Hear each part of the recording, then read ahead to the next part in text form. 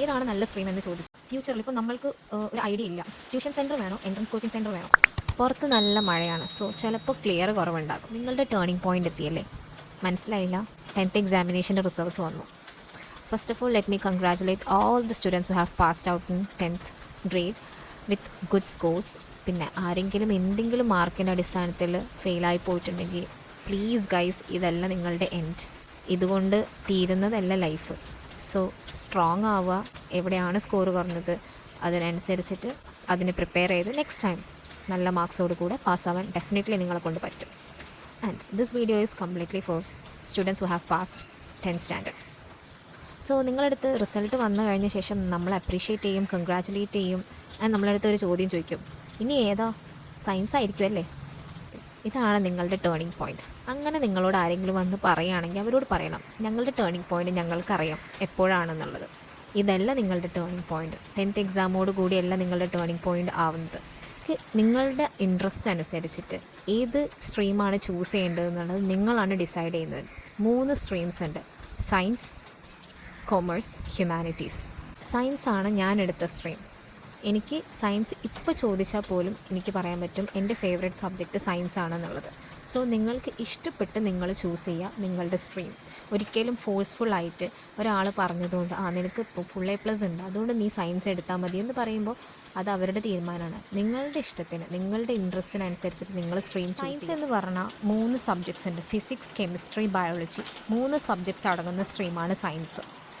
Science നിങ്ങൾ എടുക്കുകയാണെന്നുണ്ടെങ്കിൽ നിങ്ങൾക്ക് ഫ്യൂച്ചറിൽ ഇപ്പോൾ ഡോക്ടർ ആവണം, എൻജിനീയറിങ്, അതുപോലെ സയൻസ് റിലേറ്റഡ് ആയിട്ടുള്ള medical courses, allied health courses ഒക്കെയാണ്. ഫിസിക്സ്, കെമിസ്ട്രി, ബയോളജിക്ക് ഡിഗ്രിക്ക് നിങ്ങൾ മെയിൻ സബ്ജക്ട്സ് ആയിട്ട് പഠിക്കുകയാണെന്നുണ്ടെങ്കിൽ ഫാർമസിസ്റ്റ് ആവാൻ അങ്ങനെയൊക്കെയുള്ള ഫ്യൂച്ചർ കരിയേഴ്സാണ് നിങ്ങൾ ഉദ്ദേശിക്കുന്നതെങ്കിൽ സയൻസ് എന്തായാലും നിങ്ങൾ എടുക്കണം.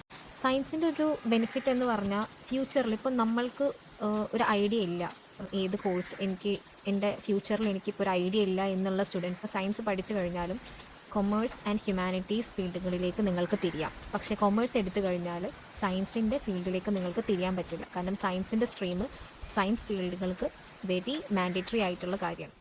കൊമേഴ്സിൽ വരുന്നത് ബിസിനസ് സ്റ്റഡീസ്, അക്കൗണ്ടൻസീസ്, മാത്തമാറ്റിക്സ്. ഇതൊക്കെ നിങ്ങൾക്ക് ഫ്യൂച്ചറിൽ ഫിനാൻസ് റിലേറ്റ് ചെയ്തിട്ടുള്ള ബിസിനസ് മാനേജിങ് സ്കിൽസൊക്കെ നിങ്ങൾക്കുള്ള ആളാണെന്നുണ്ടെങ്കിൽ, ഒരു ബിസിനസ് റിലേറ്റഡ് ആയിട്ട് നിങ്ങൾക്ക് ഇൻട്രസ്റ്റ് ഉണ്ട്, അതുപോലെ ചാർട്ടേഡ് അക്കൗണ്ടൻസി, CMA, ACCA ഇങ്ങനെയുള്ള ഓപ്ഷൻസൊക്കെയാണ് കരിയറിൽ ഫോക്കസ് ചെയ്യുന്നുണ്ടെങ്കിൽ കൊമേഴ്സ് ആയിരിക്കും ഏറ്റവും ബെസ്റ്റ്.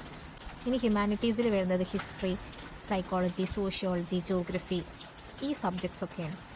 ആൻഡ് ഹ്യൂമാനിറ്റീസ് എടുക്കുന്ന ആളുകൾ മെയിൻലി ഫ്യൂച്ചറിൽ LLB ലാംഗ്വേജ് ബേസ്ഡ് ആയിട്ടുള്ള കരിയേഴ്സാണ് ഓപ്റ്റ് ചെയ്യുന്നതെങ്കിൽ, അതുപോലെ സിവിൽ സർവീസ്, ജേർണലിസം ഇങ്ങനെയുള്ള കാര്യങ്ങൾക്കൊക്കെ ഹ്യൂമാനിറ്റീസ് ആയിരിക്കും നല്ല ഓപ്ഷൻ. സോ ഹ്യൂമാനിറ്റീസ് എപ്പോഴും ക്രിയേറ്റീവായിട്ട് ഫ്യൂച്ചർ ചേഞ്ചേഴ്സ് ആണ് ശരിക്കും ഹ്യൂമാനിറ്റീസ് എടുക്കുന്ന ആളുകൾ. അതുകൊണ്ട് ഹ്യൂമാനിറ്റീസ് എന്ന കോഴ്സിനെ ആരും കുറച്ച് കാണണ്ട.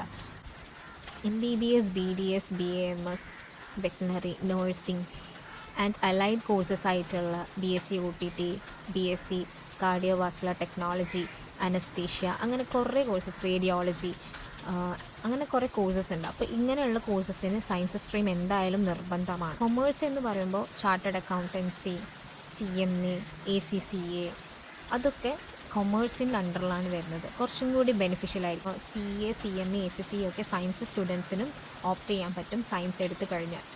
ജേർണലിസം ഇഷ്ടപ്പെടുന്നവർ, ലാംഗ്വേജ് ഇഷ്ടപ്പെടുന്നവർ, അതിൽ സിവിൽ സർവീസ് ഒക്കെയാണ് ഫോക്കസ് ചെയ്യുന്നതെങ്കിൽ definitely you can opt humanities. ഹ്യൂമാനിറ്റീസിൽ അത്യാവശ്യം +1 +2 കൂടുതൽ ഫോക്കസ് ചെയ്യുന്നത് ജേർണലിസം, സോഷ്യോളജി, എക്കണോമിക്സ്, പൊളിറ്റിക്സ് അങ്ങനെയുള്ള കാര്യങ്ങളാണ്.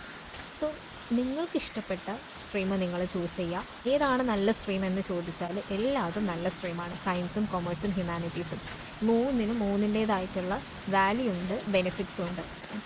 ട്യൂഷൻ സെൻറ്റർ വേണോ എൻട്രൻസ് കോച്ചിങ് സെൻറ്റർ വേണോ? ട്യൂഷൻ സെൻറ്റർ എക്സാം ഓറിയൻറ്റഡ് ആയിട്ടായിരിക്കും പഠിപ്പിക്കുക. Entrance coaching centre entrance related ആയിട്ടായിരിക്കും സ്റ്റാർട്ടിങ് +1 മുതൽ +2 എൻഡ് ചെയ്യുന്നത് വരെ നമ്മൾ ഫോക്കസ് ചെയ്യിപ്പിക്കാൻ നോക്കുന്നത്. നിങ്ങളുടെ കരിയർ ഏതായിരിക്കണം എന്നുള്ളൊരു ഐഡിയ നിങ്ങൾക്ക് ഉണ്ടെന്നുണ്ടെങ്കിൽ അതിനനുസരിച്ചിട്ട് നിങ്ങൾ സ്ട്രീം ചൂസ് ചെയ്യുക. ട്യൂഷൻ സെൻറ്റർ അല്ലെങ്കിൽ എൻട്രൻസ് കോച്ചിങ് സെൻറ്റർ വേണോ വേണ്ടയോ എന്നുള്ളത് തീരുമാനിക്കുക. എൻട്രൻസ് കോച്ചിങ് റിലേറ്റഡ് ആയിട്ട് +1 +2 കംപ്ലീറ്റ് +1 +2 എൻട്രൻസ് കോച്ചിങ് സെൻറ്റേഴ്സിൽ അവർ പ്രൊവൈഡ് ചെയ്യുന്നുണ്ട്. അപ്പോൾ നിങ്ങൾക്ക് അന്വേഷിച്ചാൽ നിങ്ങൾക്ക് അറിയാൻ പറ്റും. സോ ഇത്രയൊക്കെ ഉള്ളൂ. നിങ്ങൾക്ക് എന്തെങ്കിലും സംശയങ്ങളുണ്ടെങ്കിൽ കമൻറ്റ് ബോക്സിൽ ചോദിക്കുക, എന്തായാലും നിങ്ങളെ ഹെൽപ്പ് ഔട്ട് ചെയ്യാം. And thank you for watching my video. Do subscribe and share അറിയാത്തവർക്ക് വേണ്ടിയിട്ട് നിങ്ങളുടെ ഫ്രണ്ട്സിനും ഫാമിലിക്കൊക്കെ. ബൈ.